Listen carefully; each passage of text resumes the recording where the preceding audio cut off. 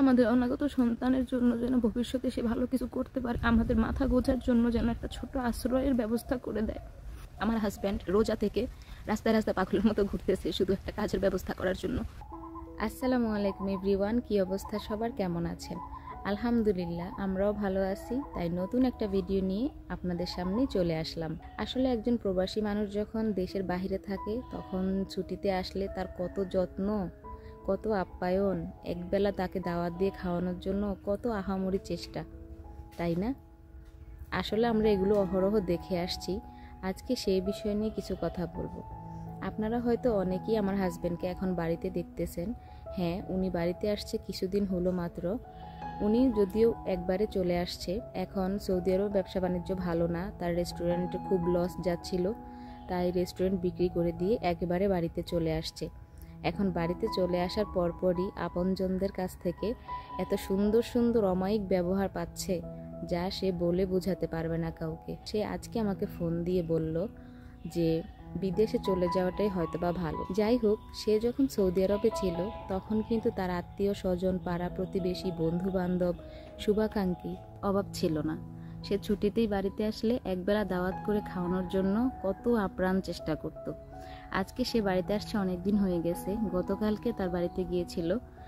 সে যাওয়ার পর থেকেই নাকি তার সেখানে ভালো লাগতেছে না। আপনারাই বলেন তো, কখন একটা মানুষের নিজের বাড়িতে ভালো লাগে না? নিশ্চয়ই এমন কিছু ব্যবহার ওই বাড়িতে পেয়েছে যার জন্য সে মনে কষ্ট পাইছে, যার জন্য তার মনে হয়েছে যে এখনই আবার বিদেশ চলে যাওয়াটাই বেটার।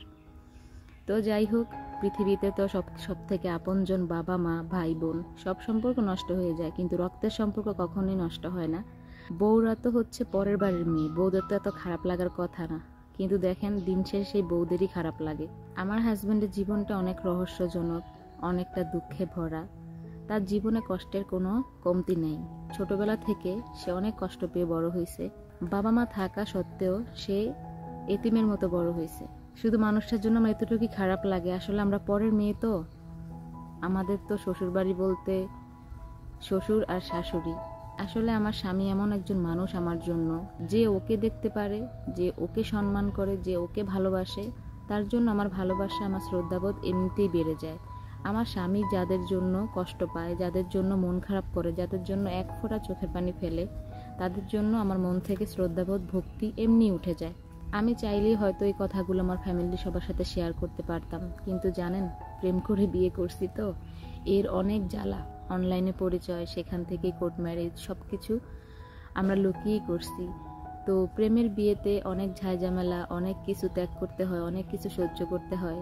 তাই আমার হাজব্যান্ডের এই খারাপ লাগা, এই কষ্টের দিনগুলো আসলে ফ্যামিলির কারোর সাথে শেয়ার করতে পারি না। এখন অনলাইন প্ল্যাটফর্ম বলতে ইউটিউব চ্যানেলটা আছে, যেখানে কয়েকটা কথা বললে নিজের ভালো লাগে। আসলে আমি আমার চ্যানেলটাকে একটা মেমোরির মতো ব্যবহার করতেছি, কারণ আমাদের খারাপ সময়টা কেমন যাচ্ছে, ভালো সময়টাতে কারা কারা থাকবে, শুধু এগুলো বোঝার জন্য আমার এই চ্যানেলটা। এটাতে আমি সব কিছু বলতে চাই, সব কিছু মন খুলে শেয়ার করতে চাই, যেন যদি কোনোদিন আমাদের ভালো সময় আসে এই সময়গুলো দেখতে পারি, এই সময়গুলো ভুলে না যাই, এই সময় কে কেমন আচরণ করছে এগুলো যেন আমাদের পরবর্তীতে মনে পড়ে। এই জন্য কথাগুলো এখানে শেয়ার করা। আপনারা জানেন অনেকেই তো, আমার এখন 7 মাস রানিং চলছে প্রেগনেন্সির। এই অবস্থায় বেশি কথা বললে আমি অনেক হাঁপিয়ে যাই, ক্লান্ত হয়ে যাই। সেটা আমার কথা শুনে আপনারা বুঝতে পারতেছেন। এই পৃথিবীতে আমি ছাড়া আমার হাজব্যান্ডের আপন বলতে কেউ নাই। হ্যাঁ, এমনি সবাই আছে, মা আছে, ভাই আছে, বোন আছে, আত্মীয় স্বজনের কোনো অভাব নাই, কিন্তু তার খারাপ সময় পাশে থাকার মতো একমাত্র একটা বোন আছে, আর আমি আছি। আসলে আমার হাজব্যান্ডের যদি কোনো কিছু হয় বা কোনো কারণে তার মন খারাপ হয়, আমি নিজেটি কখনো ঠিক থাকতে পারি না। আমাকে যারা সামনে থেকে চিনে বা দেখছে তারা একমাত্র বলতে পারবে আমি খুব স্পষ্টবাদী একটা মানুষ। আমাকে আপনি কিছু বলেন, আমি চুপ করে থাকবো। আমার ফ্যামিলি বা আমার হাজব্যান্ডকে যদি কেউ কিছু বলে, আমি কখনোই চুপ থাকতে পারবো না, কারণ এই মানুষটা আমাকে ভালোবেসে বিয়ে করছে, তার পুরো পৃথিবী ত্যাগ করে আসছে। সে যে কি কি কাজ করছে আমাকে বিয়ে করার জন্য, সেটা আমি ছাড়া আর কেউ জানে না। যদি আমি কাউকে বলি, সে জানবে, আর যদি কাউকে না বলি হয়তো এই ঘটনা কেউ জানবে না। খুব কাছ থেকে এই মানুষটাকে আমি দেখছি। জানেন, এই মানুষটা সবার জন্য ভাবে, সবার জন্য কান্না করে। মানুষটা আমার বিয়ের আগে থেকেই বিদেশ করতেছে, কিন্তু তার নিজস্ব কোনো ব্যাংক অ্যাকাউন্ট নাই, একটা মাথা গোজার জন্য একটু আশ্রয় নাই। আমার কি দরকার এখন এই অবস্থাতে বাবার বাড়িতে থাকার? আমার কি দরকার ছিল বিয়ের পর পর ভাড়া বাড়িতে গিয়ে থাকার? এই মানুষটা তার বিদেশের সকল টাকা পয়সা তার আত্মীয় স্বজন ফ্যামিলিকে দিয়ে আসছে। এটা আমি অভিযোগ করছি না। আমার রিজিক যতটুকু ছিল আমি ঠিক ততটুকুই পাচ্ছি। কিন্তু আমার কথা হচ্ছে, যে মানুষটা তোমাদের জন্য এত কিছু করলো, তোমরা তার কি দিছো দিন শেষে? তার জন্য কি করছো? এই মানুষটা সবকিছু ছেড়ে ছুড়ে বাংলাদেশে চলে আসছে সবাইকে নিয়ে থাকার জন্য। কাল যেতে না যেতে কি এমন হইল যে সে আবার বিদেশে যাওয়ার জন্য সিদ্ধান্ত নিল? যাই হোক, বলতে গেলে অনেক কথাই চলে আসে। আমি চাই না এমন কোনো কথা অনলাইন প্ল্যাটফর্মে বলে ফেলি যাতে সে পরবর্তীতে এগুলো শুনে কষ্ট পায় বা তার ফ্যামিলির কেউ শুনে কষ্ট পায়।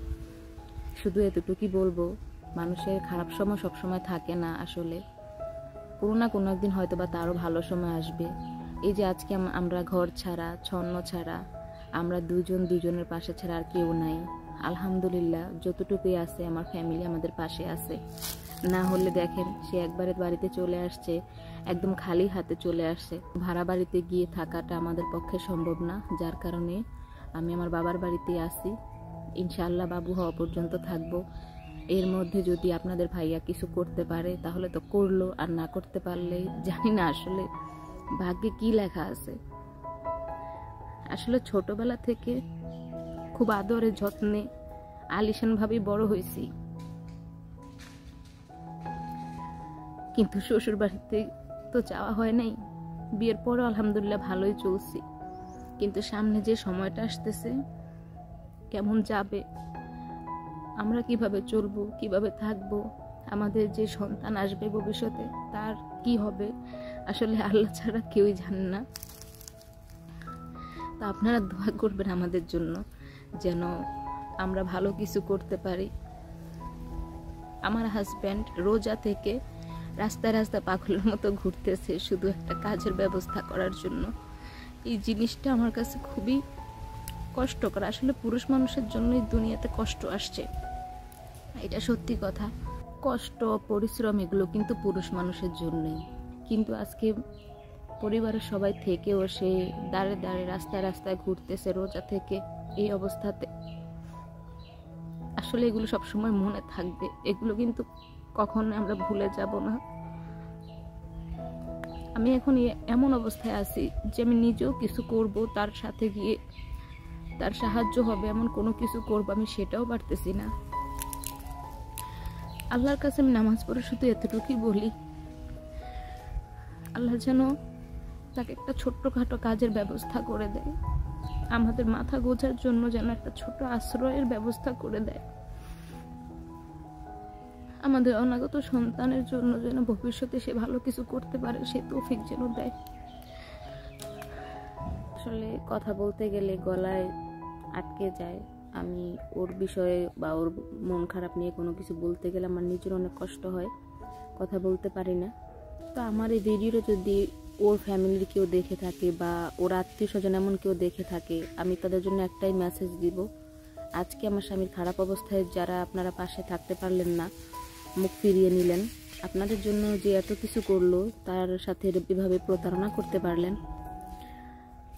যদি কখনো তার ভালো সময় আসে আপনাদের উচিত তার সামনে না আসা। কারণ এতটুকু বিবেকবোধ রাখা উচিত যে ওই মানুষটার খারাপ সময় আপনারা পাশে ছিলেন কিনা, তাকে সঙ্গ দিয়েছেন কিনা।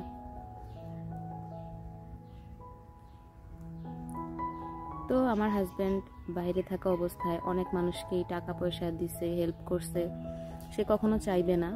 কিন্তু যারা ধারের কথা বলে নিছেন, এমনিতে তো দিচ্ছে সেটা সমস্যা নাই, যারা ধারের কথা বলে নিছেন, যদি সামান্য বিবেকবোধ থাকে যে এই মানুষটা বিপদে আছে এখন, তাকে এই মুহূর্তে তার ধারের টাকাগুলো দিয়ে দেওয়া উচিত, তাহলে আসলে নিজ দায়িত্ব থেকে দিয়ে দেবেন। কারণ সে কখনো নিজ থেকে চাইবে না। এটা আপনারা ভালো করেই জানেন। যদি আমাদের কথাগুলো কারো জীবনের সাথে মিলে যায় তাহলে কমেন্ট বক্সে জানিয়ে দিবেন অবশ্যই সেটা। তবে আজ থেকে এতটুকু কনফার্ম হলাম, খারাপ সময় না আসলে বুঝতামই না কে আপন কে পর। যাক, এটা আমার হাজবেন্ডের জন্য আমার জন্য একটা শিক্ষা যে আমরা চিনতে পারলাম কে আমাদের শুভাকাঙ্ক্ষী, কে আমাদের বিপদে পাশে সামনে আসে আর কি। যাই হোক, দোয়া করবেন যেন আমার হাজবেন্ড খুব তাড়াতাড়ি একটা ভালো কিছু করতে পারে। তেমন অনেক বড় কিছু করতে না পারুক, ছোট্ট একটা কিছু দিয়ে শুরু করুক, যেন আপাতত আমাদের মাথা গোজার মতো একটা আশ্রয় থাকে, যেন কারো বাড়িতে থাকতে না হয়, কারো উপর বোঝা হয়ে থাকতে না হয়। তো আমার এখন আমি আমার বাড়িতে আছি। বাবা মার কাছে একটা মেয়ে কখনোই বোঝা হয় না। তো সে জায়গায় আমি আমার হাজবেন্ড এখানে থাকলে আমার নিজেরও খারাপ লাগে। আমার হাজব্যান্ড এটা ভাবে যে শ্বশুরবাড়িতে আসলে কয়দিন থাকা যায়, শ্বশুরবাড়ি 1 দিন 2 দিন 3 দিন, বড় জোর 3 দিন, তারপরে তো মানুষ নানান কথা বলে। আমার হাজব্যান্ডের টাকা পয়সা থাকুক আর না থাকুক, কিন্তু তার আত্মসম্মানটা অনেক বেশি, যেটা আসলে একটা মানুষের থাকা উচিত। আত্মসম্মান না থাকলে মানুষ কোনো কিছুই করতে পারে না। যাই হোক, তার এই যে রোজা থেকে কষ্ট করা, বাহিরে যাওয়া, চাকরি খোঁজা, তারপরে দেশে যে একটা অবস্থা, এখন কি করবে, তার এই কষ্টগুলা যেন বিফলে না যায়। আপনারা দোয়া করবেন তার জন্য। তো যাই হোক, আজকের ভিডিওটা এই পর্যন্তই। দেখা হচ্ছে পরের ভিডিওতে। আশা করি সবাই ভালো থাকবেন, আমাদের জন্য দোয়া রাখবেন। যদি ভিডিওটা ভালো লাগে তাহলে অবশ্যই একটা লাইক এবং সাবস্ক্রাইব করে দিবেন।